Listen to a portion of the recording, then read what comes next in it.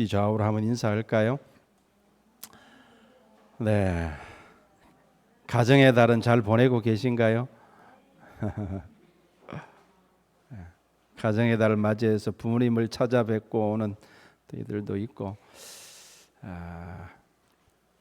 그렇습니다. 어쨌든 이 가정의 달에 하나님이 우리 말씀사랑교회에 속한 모든 성도들의 가정 가운데 큰 축복을 더하여 주시기를 주의 이름으로 축원합니다. 얼마 전에 TV에서 그 일본인 출신 연예인 가운데 그 사유리 씨라고 있어요. 그 사유리 씨의 육아 일기를 우연히 잠깐 보게 되었습니다. 그 아이 이름이 젠이에요, 젠. 근데 굉장히 이쁘더라고요.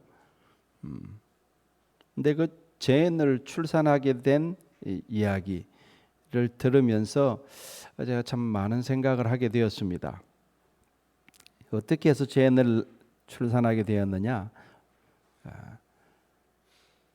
그 정자은행 있죠, 그죠? 정자은행, 남자의 정자은행. 일본에 정자은행이 없다 그러네요. 그녀의 말에 의하면은. 그래서 서양의 정자은행에서 정자를 뭐라 그러죠? 받아서 그래서 시험관에서 아이를 낳은 거예요. 그래가지고 젠이라는 아이가 태어나게 된 겁니다. 그러니까 젠에게는 엄마만 있고 아빠는 없는 거죠.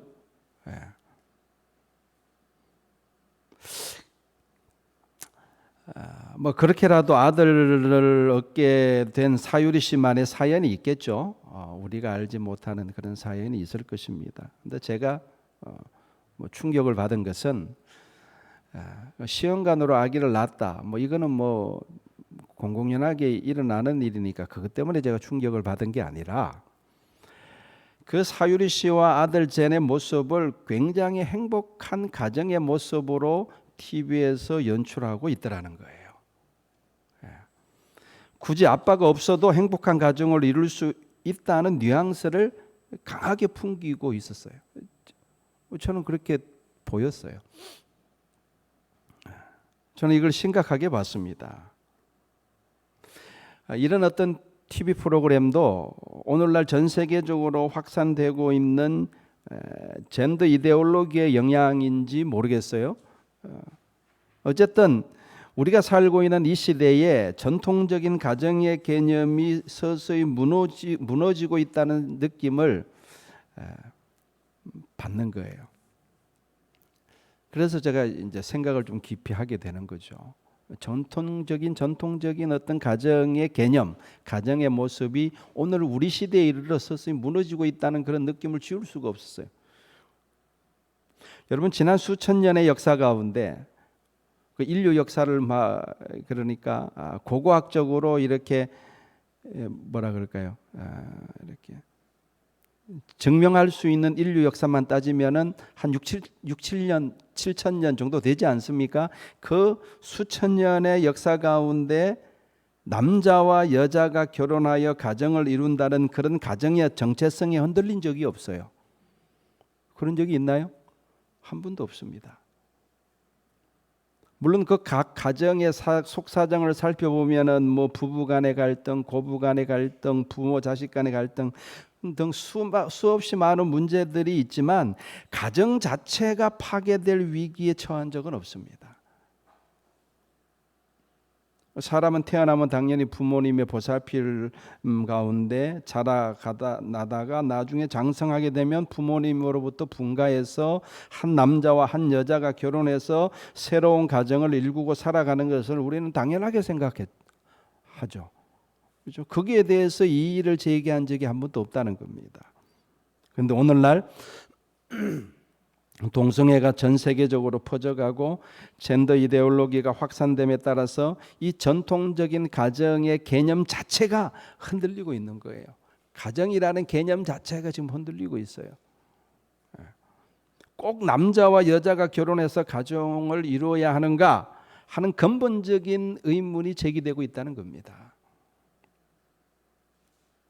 여러분 이런 현상은요 단언컨대 인류 역사상 단 한 번도 없었습니다. 꼭 남자와 여자가 만나서 가정을 이루어야 하는가라는 의문을 제기해 본 적이 없다니까요. 이거는 오늘 이 시대에 이르러서 지금 일어나고 있는 현상입니다. 여러분, 가정의 붕괴는요, 단순한 사건이 아닙니다.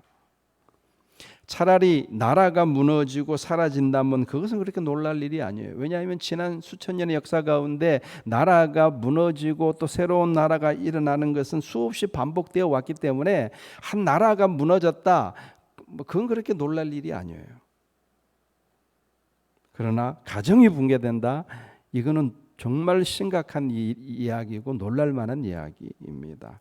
여러분 보세요. 가정이 무너진다라는 것은요, 인간 사회 자체가 붕괴된다는 의미입니다. 왜냐하면 인간 사회의 가장 기초가 가정이기 때문에 가정이 무너진다라는 것은 인간 사회 자체가 붕괴되고 있다는 의미이기도 합니다. 그리고 그것은 곧 세계의 종말이 다가오고 있음을 뜻하는 것이기도 합니다. 물론 아직까지는 그렇게 심각하게까지 받아들일 단계는 아닐지 모르겠습니다. 그러나 여러분, 거대한 댐이 조그마한 균열로부터 시작된다는 것을 생각한다면 오늘날 우리 주위에서 일어나고 있는 이러한 일들이 심상치 않게 여겨지는 거예요. 만약 지금 우리 이 시대에 가정이 해체되어지고 가정이 붕괴되는 것이 사실이라면 우리 그리스도인들은 어떻게 해야 될까요? 시대의 흐름을 따라가야 할까요? 어차피 우리가 막을 수 없는 거대한 시대적인 흐름이라면 받아들이고 순응해야 하는 겁니까? 이미 그런 신학이 등장하고 있죠.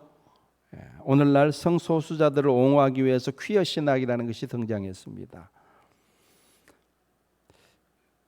신학이라는 게 어떤 면에 한편으로는 세상의 죄악으로부터 교회를 보호하는 기능을 합니다. 신학이 반드시 필요해요. 그런데 아이러니하게도 교회를 죄악으로 물들게 하는 역할도 신학이 해요. 신학의 양면성이 있습니다. 저는 여러분들이 시대의 흐름이라고 해서 그냥 무비판적으로 받아들이지 말고 우리는 성경적인 가정을 일구고 성경적인 가정을 지키는 성도 여러분 되시기를 주의 이름으로 축원합니다. 우리는 마귀의 계략에 저항해서 맞서 싸워야 합니다.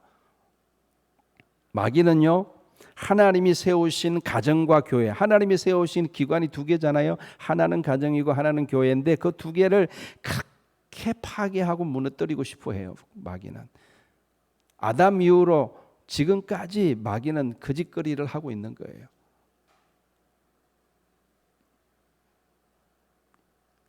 가정과 교회가 붕괴되면은 새로운 생명을 얻고자 하는 하나님의 뜻이 좌절되기 때문에 그렇습니다. 생명을 잉태하고 자라나게 양육하는 곳이 그게 가정과 교회예요. 다른 데서 그거 하지 않습니다. 가정에서는 육신의 생명을 잉태하고 육신의 생명을 양육하죠. 교회에서는 영적인 생명, 새 생명을 잉태하고 영적인 생명이 자라나게 합니다. 그러니까 그 두 곳을 통해서 하나님이 이루시고자 하는 게 뭐겠어요? 생명을 수확하시는 거예요. 하나님은. 그거를 못하게 하려고 그렇게 교회를 공격하고 그렇게 가정을 무너뜨리려고 하는 겁니다. 그래서 우리는 반드시 가정을 지키고 교회를 지켜야 될 줄로 믿습니다.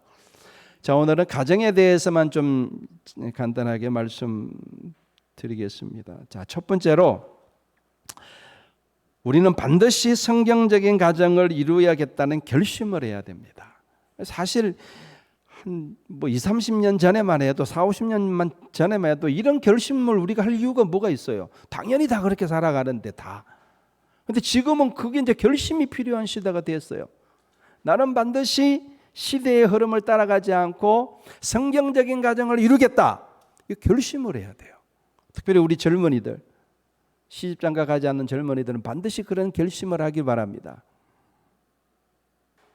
가정은요, 한 남자와 한 여자가 만나서 이루는 것이 성경적입니다.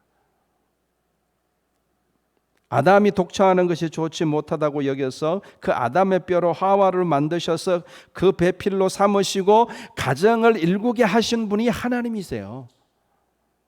그러니까 한 남자와 한 여자가 만나서 한 가정을 이루는 것은 그거는 하나님의 뜻이고 그건 성경적인 거죠. 그게 성경적인 것입니다.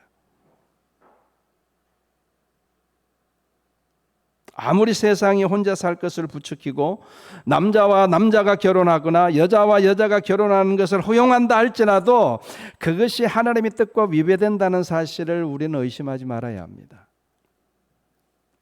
그 따라가면 안 돼요. 성경에서 말씀하시는 하나님이 말씀하시는 가정은 한 남자와 한 여자가 만나서 가정을 이루는 거예요. 우리는 그 성경적인 가정을 세우겠다 결심을 해야 됩니다. 그렇다고 혼자 사는 사람들을 배척하라는 말이 아닙니다.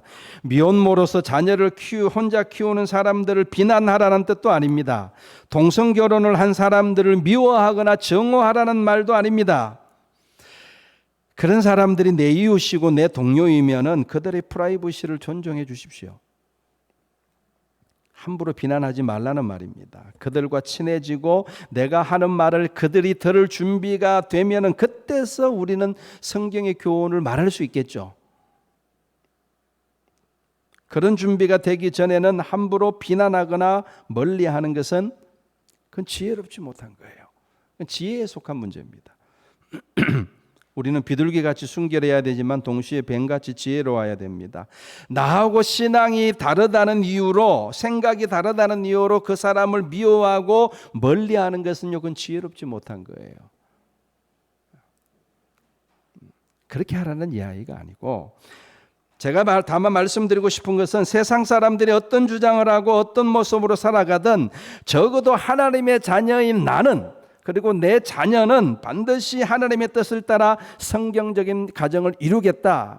이걸 결심하라는 거예요. 내가 내 문제는 결심할 수 있잖아요.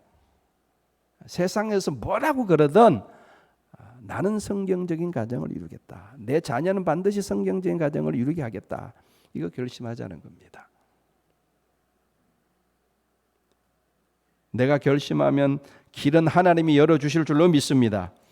반드시 하나님께서 나에게 또는 나의 자녀에게 가장 적합한 배우자를 만나게 해주실 줄로 믿습니다. 한 남자와 한 여자가 만나서 한 가정을 이루는 것이 하나님의 뜻임을 믿으시기 바랍니다. 자, 가정 관련해서 두 번째로, 여러분 성경적인 가정을 우리가 일구어야 되는데 그냥 남자와 여자가 만나서 가정을 일구었다 해서 그 가정이 잘 돌아가는 거 아니지 않습니까? 그 성경적인 가정을 이루는 원리, 성경적인 또는 행복한 가정을 이루는 기본적인 원리가 있어요. 성경은 그 원리를 이야기하고 있는데 그 원리가 뭐냐 그러면 서로 존중입니다. 따라해 볼까요? 서로 존중. 이 원리를 지키면은 틀림없이 성경적인 가정을 이루게 되고 그리고 행복한 가정을 이루어가게 될 것입니다. 여러분 우리는요 너무나 오랫동안 유교적인 가르침 속에 살았기 때문에 이 유교적인 마인드가 우리 뼛속까지 배어 있어요. 그래서 교회를 다니고 하나님을 믿으면서도 행동은 어떻게 하느냐? 유교적으로 해요. 삶을 어떻게 사느냐? 유교적인 베이스에서 삶을 살아가요. 그게 현재 지금 우리 한국 교회 크리스찬들의 모습입니다. 죄송합니다.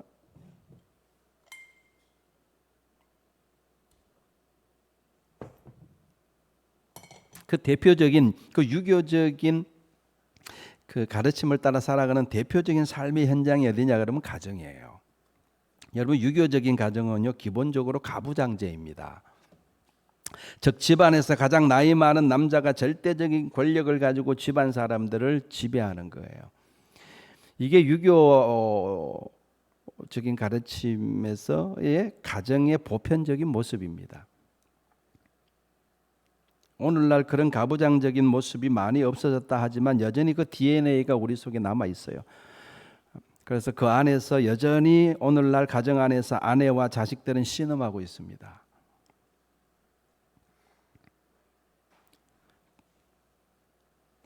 가족들이 남편과 아빠 때문에 힘들어하면서도 순응하며 살아가는 것은요, 그게 당연하다고 생각하는 생각하기 때문에 그렇습니다. 그게 당연하다는 생각은 어디서 온 겁니까? 유교에서 온 거예요. 그것이 진리가 아님에도 불구하고 마치 당연한 진리처럼 여기고 살아갑니다. 체념하고 살아가는 사람들도 있지만 때가 되면 반드시 가정의 위기가 발생하게 되어 있습니다. 아내가 도망가 버리거나, 심하면 아내가 남편을 살해하거나, 자식이 힘이 생기면 자식이 아버지에게 반항하고 가출하기도 하죠. 수많은 가정의 위기와 가정의 문제들이 이 가부장적인 가정 속에서 발생하고 있어요.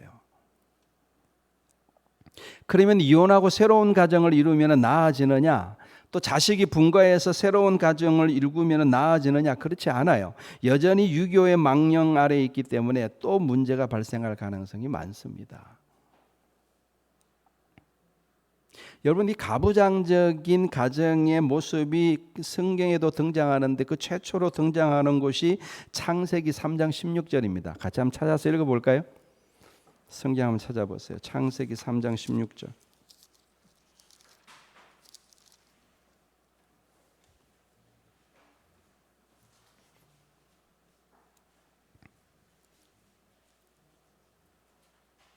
같이 읽겠습니다. 시작. 또 여자에게 이르시되 내가 내게 임신하는 고통을 크게 더하리니 내가 수고하고 자식을 낳을 것이며 너는 남편을 원하고 남편은 너를 다스릴 것이니라 하시고, 남편이 아내를 다스리게 될 것이라고 하나님이 지금 말씀하고 있는데, 여러분 이거 어떤 대목에서 하신 말씀이죠? 아담과 하와가 선악과를 따먹고 타락한 후에 지금 하나님이 저주의 말씀을 하고 있는 거예요. 그러니까 남편이 아내를 지배하는 것은 그건 저주받은 가정의 모습임을 알아야 합니다. 저주받은 가정의 모습이에요.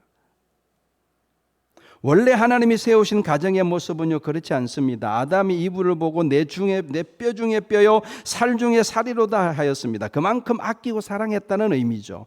그것이 최초의 가정의 모습입니다. 그런데 아담과 하와가 하나님 말씀에 불순종하고 타락함에 따라 가정이 저주를 받게 된 거예요. 그 모습이 어떻게 나타난다고요? 아내는 남편에게 의존적으로 되어지고, 그리고 남편은 아내를 다스리고 지배하는 가정으로 되어버린 거예요. 이것은 뱀이 하나님의 저주를 받아가지고 흙을 먹고 땅을 기어가는 것처럼 저주받은 모습이에요. 이런 저주받은 가정의 모습이 유교에서만 나타나는 것은 아닙니다. 예수 그리스도의 복음이 들어가지 않는 모든 문화권에서 공통적으로 나타나는 가정의 모습이에요. 오늘날 이슬람권에서는 더더욱 심하죠. 그곳에서는요 여자의 인권이라는 것 자체가 없습니다. 아내는 그냥 남편의 소유물에 불과해요.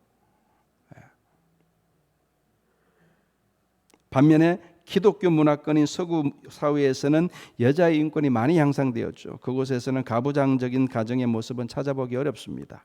왜 그렇습니까? 기독교적인 가르침이 베이스에 깔려 있거든요. 그러니까 훨씬 나은 거예요.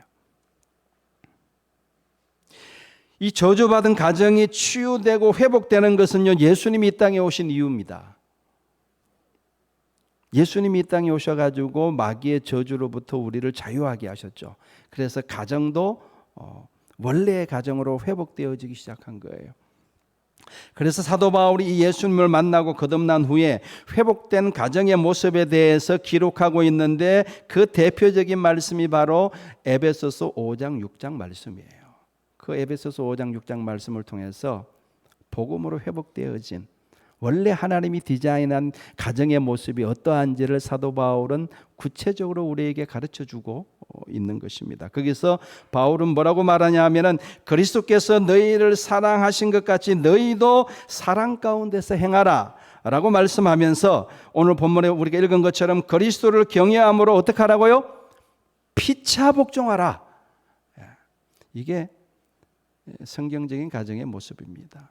그리스도를 경외함으로 남편도 그리스도를 경외해야 되고, 아내도 그리스도를 경외해야 되고, 자녀들도 그리스도를 경외함으로 서로 피차 복종해라.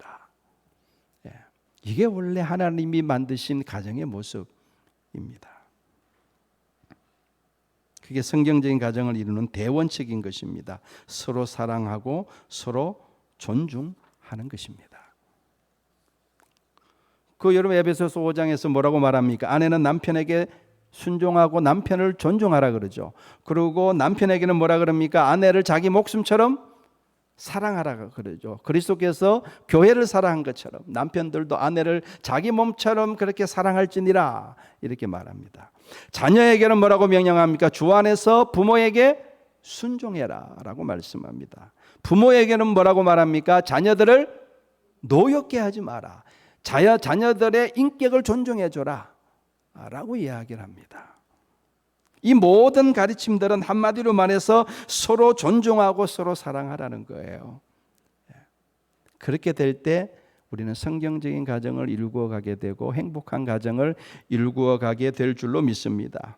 그러니까 한쪽이 일방적으로 지배하고 다스리는 것이 아니라 뭐 어떤 가정에서는 아내가 남편을 그렇게 할 수도 있겠죠.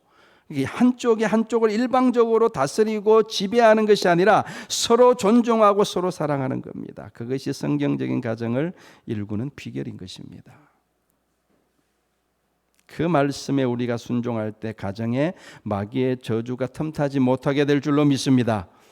비록 가난하게 산다 할지라도 행복한 가정을 이루게 될 줄로 믿습니다. 자, 세 번째. 성경적인 가정의 기초는 부부의 하나됨입니다. 이걸 여러분들 기억하시길 바랍니다. 여러분 가정의 최초 단위는 부부예요. 하나님이 가장 먼저 만드신 것이 부부예요.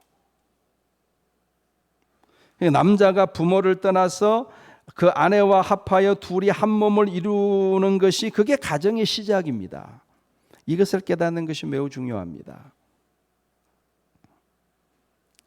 여러분 유교에서는요 지나친 효사상 때문에 아내보다 부모님이 더 중요합니다.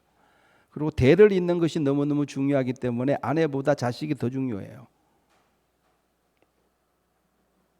그렇지 않다고 아무리 변명해봐야 소용없습니다. 우리는 행동으로 삶으로 그것을 지금 보여주고 있지 않습니까? 얼마나 많은 가정들이 성경적인 원리를 몰라서 가정이 파탄에 이르고 있습니까?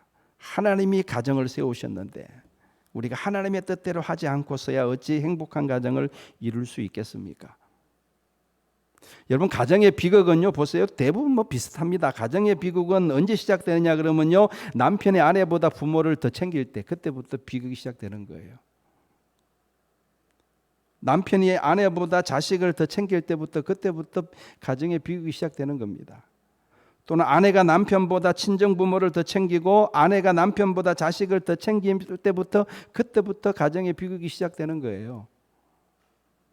가정의 기초가 부부관계인데 이 부부관계가 흔들리고서야 어찌 가정이 온전히 세워질 수 있겠습니까? 여러분 남편이 아내를 자기 몸같이 사랑하잖아요. 그러면 그 아내가 시부모를 섬겨요.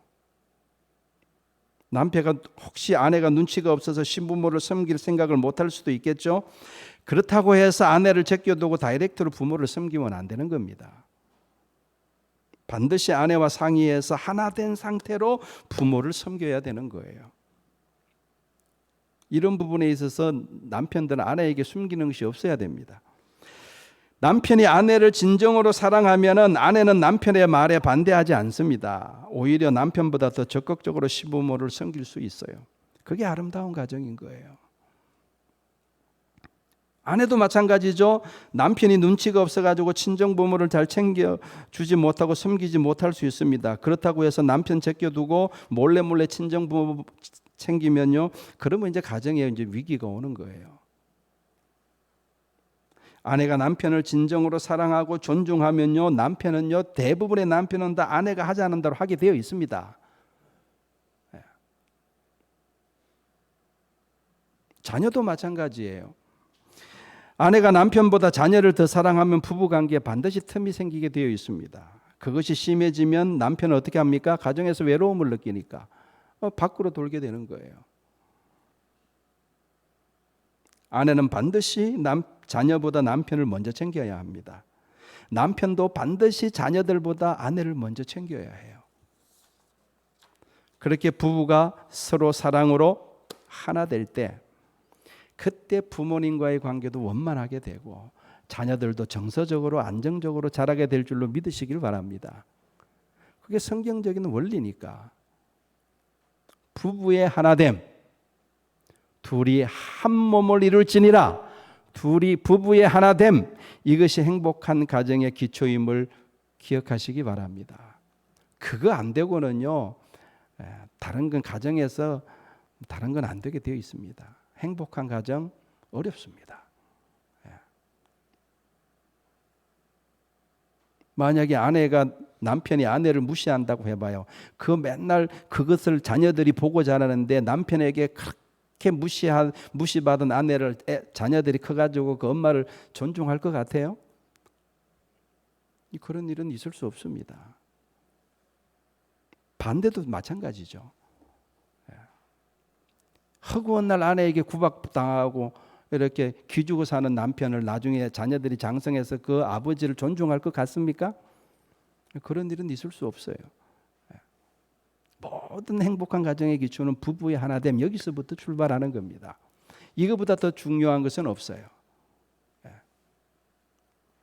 그럼 당신은 잘하느냐? 저한테 물으신다면 부족함이 많죠.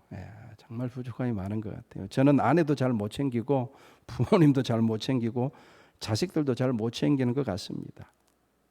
그런데 그런 부족한 와중에도 그래도 아내를 먼저 챙기려고 저는 노력은 합니다. 그래서 이만큼이라도 저희 가정이 세워진 것이 아닌가 그런 생각을 해봅니다. 여러분, 오늘날 가정이 깨어지고 해체되는 어려운 상황 속에서 우리 그리스도인들이 성경적인 가정을 이루고 행복하게 사는 모습을 세상 사람들에게 보여주는 것, 그것도 선교라고 저는 봅니다. 요즘은 다른 사람들에게 복음을 전하는 것보다 더 시급한 것이 이 흔들리는 교회, 흔들리는 그리스도인들을 바로 세우는 것이 더 시급한 시대가 되어버렸어요. 어쩌다가 세상이 그렇게 되어버렸습니다.